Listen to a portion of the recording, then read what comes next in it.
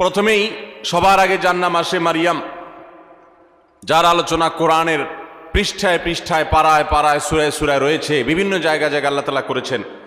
সেই মারিয়াম তিনি হলেন গোটা পৃথিবীর কিয়ামত পর্যন্ত আগত আমাদের সকল মা বোনদের জন্য সবচেয়ে উজ্জ্বল উদাহরণ, সবচেয়ে উজ্জ্বল দৃষ্টান্তগুলোর একটি। কোরআনে মারিয়ামের পাশাপাশি আমাদের মা, মুমিনদের মা উম্মুল মুমিনিন নবীপত্নী আয়েশা রাদিয়াল্লাহু তাআলা আনহা, তার সম্পর্কে সূরা নূরে কয়েকটি আয়াতে আল্লাহ রাব্বুল আলামিন আলোকপাত করেছেন।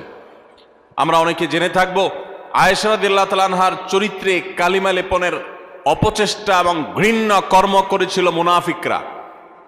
আল্লাহ রাব্বুল আলামিন তার পুততা, পবিত্রতা, তার সতীত্ব এবং তার ব্যাপারে যে মিথ্যা অপবাদ দেওয়া হয়েছে, সেই মিথ্যা অপবাদ এবং ষড়যন্ত্র সম্পর্কে কোরআনে কারিমে অনেকগুলো আয়াত নাজিল করেছেন।